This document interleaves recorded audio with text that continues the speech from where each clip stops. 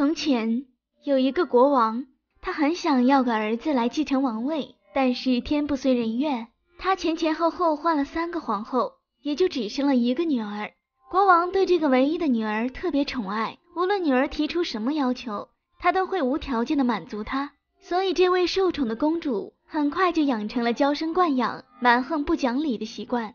大臣们都劝国王不要太宠公主了，会把公主宠坏的，但是国王根本不听，依旧我行我素。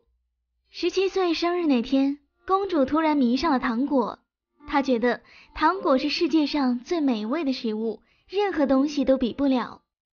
于是她就跟国王提出要建筑一座糖果城堡，房子是糖果，桌子是糖果，城堡里的一切都是糖果，这样肚子饿了就可以吃糖果，再也不用麻烦厨师做饭了。然而没想到的是，国王居然同意了公主的要求。很快，还没过多久，一座糖果城堡就这样建好了。公主住在城堡里，每天都与糖果为伴，饿了舔舔桌子、椅子，生活过得很开心。半个月后，全国传来噩耗，美丽的公主生病了。御医们看着面黄肌瘦的公主，纷纷摇头，说公主很可能不会醒过来了。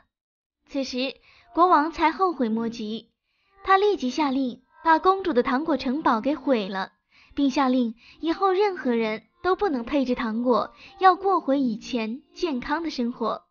后来有一位年轻人听了公主的病，便自告奋勇找到国王，说自己有办法把公主救醒。这时国王很开心，便承诺如果救醒公主就赏他黄金10000两。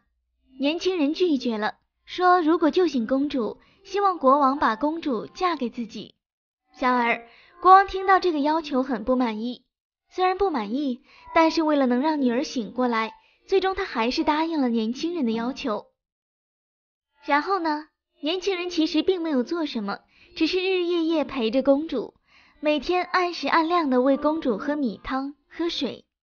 半个月后，奇迹出现了，公主终于从昏迷中醒了过来。国王很高兴，看到年轻人如此疼爱自己的女儿，他也就放心的把女儿嫁给了年轻人。这个故事告诉我们，糖吃多了会对身体不好哟，小朋友们少吃糖。